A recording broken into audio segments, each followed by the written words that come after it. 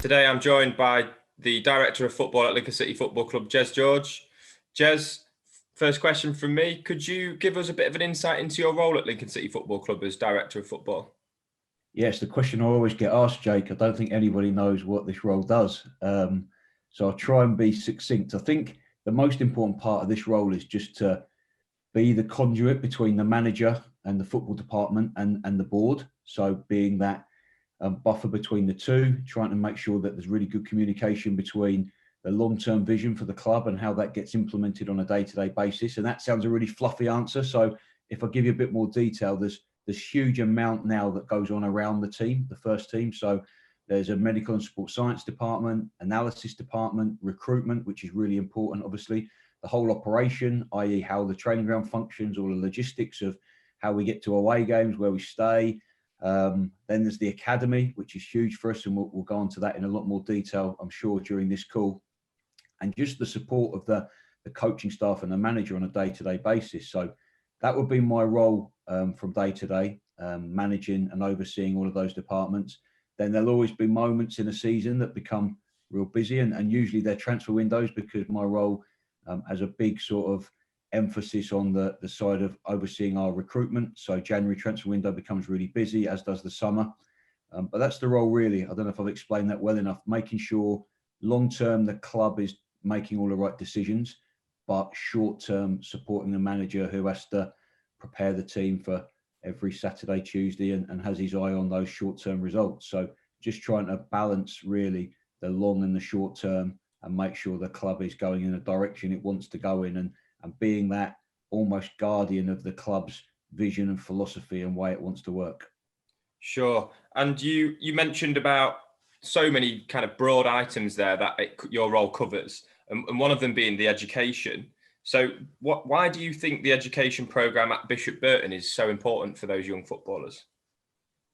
I just think education is important, full stop. When you set out in life, Jake, I wanted to be a footballer, and you can see from the colour of my hair and how old I am, that was long time ago. But I love football, and I set out as a kid wanting to be a footballer, and I was okay at football, I was decent, but I knew pretty early on that I probably wasn't going to be a professional footballer. So my only chance of working in professional football was going to be in another guise. And when I was young, the opportunities were so much more limited in terms of, probably when I was 16 to 18, football clubs had a manager, an assistant manager, a physio, about it. And football clubs didn't even have academies. And in those days, the first sort of nuance of an academy was a centre of excellence. And to be a manager, you had to be a player.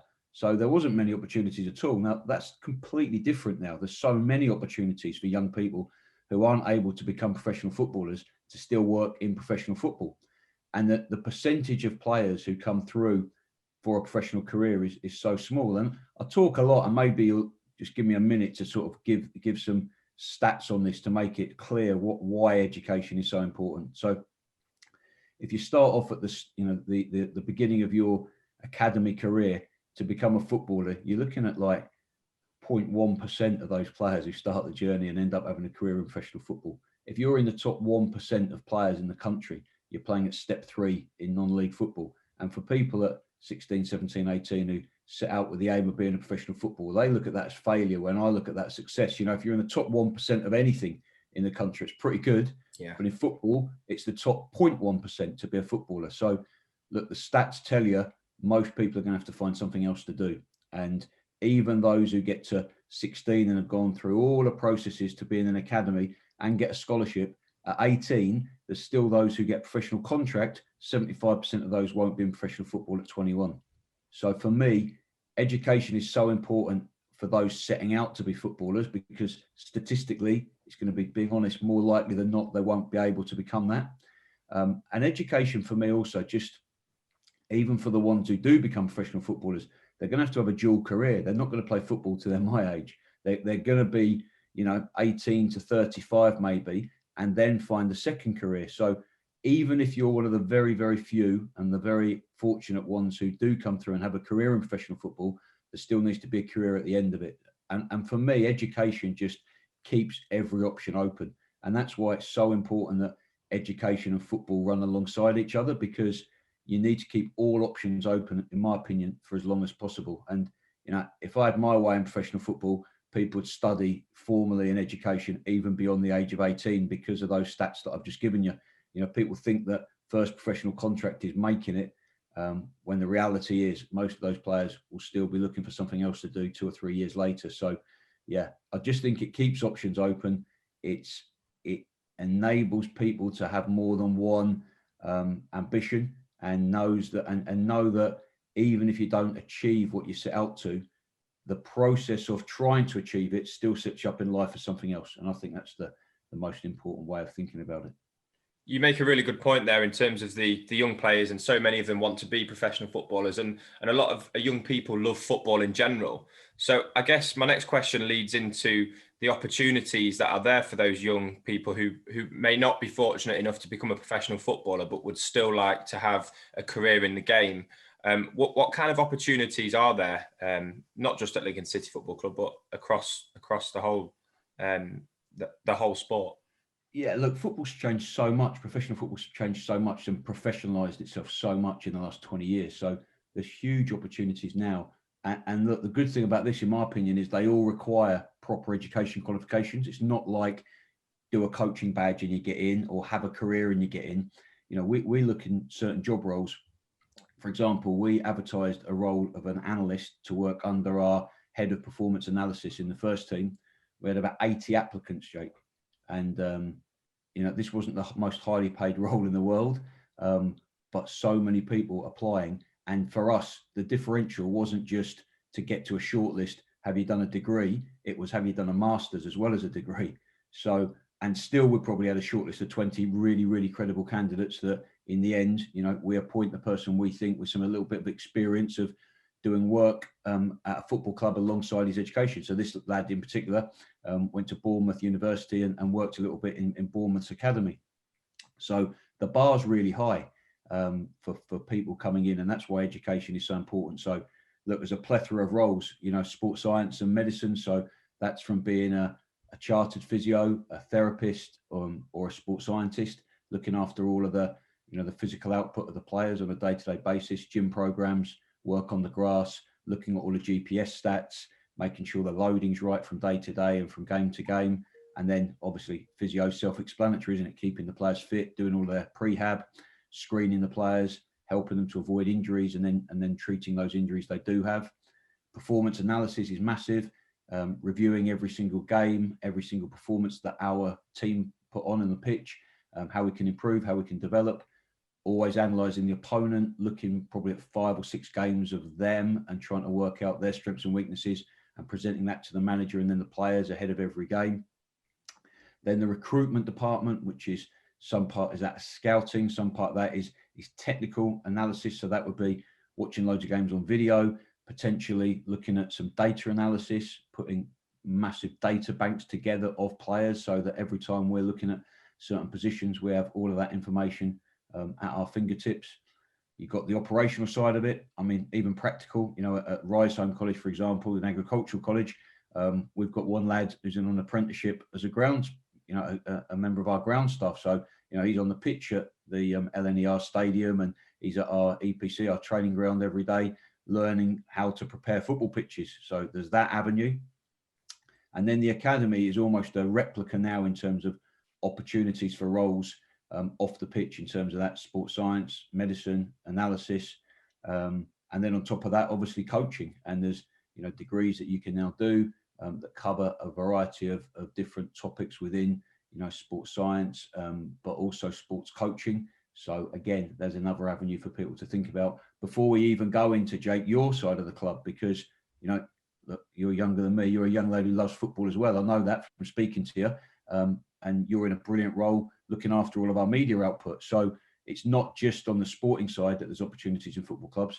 There's opportunities on, across the whole business side. And I would imagine for yourself, match day, front row seats in the press box, interviewing players, interviewing managers, that's a pretty good insight into professional football if you love professional football. So, yeah, look, probably the best summary I can say is there's so many opportunities for young people. They do require academic qualifications, and they require people with the the character that I think football can help to create on the journey, and also take every opportunity there is to enhance your CV. That would be my advice, by practically school holidays, being able to do work placements and being able to get some on-hand experience, because I think employers look for those things as well, not just the academic qualification, but people have gone out of their way to get experience and do more than they have to, as part of that journey. And you mentioned those roles around the football club. Have you got any examples of kind of youngsters who have set out wanting to be a professional footballer but found a different path themselves?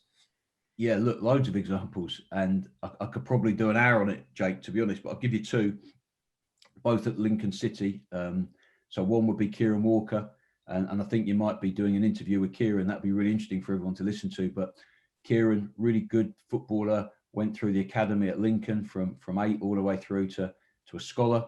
Got to the end of his scholarship, wasn't offered a professional contract. When I speak to Kieran, he knew that was coming, and he was desperate to stay in professional football. He loves football. I know that from knowing him. Went off, did his degree, was able to do his degree because of the course that is offered at Bishop Burton from 16 to 18, that BTEC National Diploma in Sport Studies. Finished his degree, went and did a master's in physiotherapy, and we appointed him just over a year ago to be head of medicine and sports science in our academy, which is a really it's a big role. It's a really responsible role. He's a young man still, 24 years old, but a very, very impressive young man who's very, very bright and shown unbelievable drive to get those qualifications. So that'd be one. And look, another one just from a personal experience, because our head of performance and recruitment analysis, Joe Hutchison, who does a huge amount of work that no one sees or hears about in us bringing our players in. He at my previous football club, he came in at 15 years old and been at Grimsby, and came on trial to be a scholar. And we actually didn't offer him a scholarship, but over a period of time kept in touch with him, because he went and did this course at Bishop Burton, went and then did his degree up at Hull Uni, needed a work placement, came into Cambridge for 6 weeks and did it with us. And I wanted to help him. I remembered him, and then kept in touch with him. Got a job in Hull's academy, ended up working with their first team, then went and worked with the England underage teams with the FA at St George's Park. Was actually involved in the England under-17s team with Steve Cooper and Mike Marsh that won the World Cup, with some pretty impressive players, Phil Foden included, and managed to persuade him about a year ago to come and join what we were doing at Lincoln and head up that department. So yeah, maybe just a couple of examples for you there of young men who would never have set out in their journey wanting the roles they were in, but discovered that on the way, because once they knew that they potentially wouldn't be a footballer, their desire to work in professional football was still there, and they were able, with that grounding and that education that they received from 16 to 18, to have the option and the choice to go to university and further their academic qualifications. That meant an entry level into football in a different way was still possible. That's two great case studies there, Jez. Final question from me. Would there be any other message to the youngsters thinking about joining a Bishop Burton to study a sports course there and pursuing a career in the game? Yeah, do it. Like for me, that it's really simple, and it's easy when you're looking back on things. But having ambitions and having dreams is what everybody should have. And no one wants to tell someone you can't do anything. It's follow your dream and do everything you can to make that possible. But just do something alongside it that helps it. And that's what I think education is. For me, it's, when we talk about our scholars at Lincoln City, attitude's everything. We know that players that will have a career will be those talented young people who also have the character and the personality and the desire and all of the things that are required to be a footballer. They have to be developed alongside them. And even if you don't love your education part of your week, and even if you're there really because you love football, it's a test of mindset, because when it actually comes down to it, professional football is a really tough industry. You're never more than a couple of years away from an end of a contract. You've always got people trying to take your shirt. You've got people judging you on social media from the stands. You're in a roller coaster ride where you're young, but you're expected to do everything perfectly all the time. And it's a really tough industry to be in. So developing character is a real big part of developing young players. And I think education does that really, really well. And your mindset to education is what your mindset to football should be. So if we see a young player who doesn't want to do their college and can't be bothered and hands their assignments in late and doesn't get to college on time and stuff like that, for us, they just haven't got the mindset to be a professional footballer, full stop. Because mindset is mindset, wherever it's applied. So, yeah, look, my advice would be grab the opportunity, get yourself to Bishop Burton College and really enjoy that 2 years. Do as well as you can with your football, but football and education are not mutually exclusive. They can be done together, they can help each other, and then they can keep all options open for you in the future. And that would be my best advice to finish, Jake. Great advice. Thank you, Jez.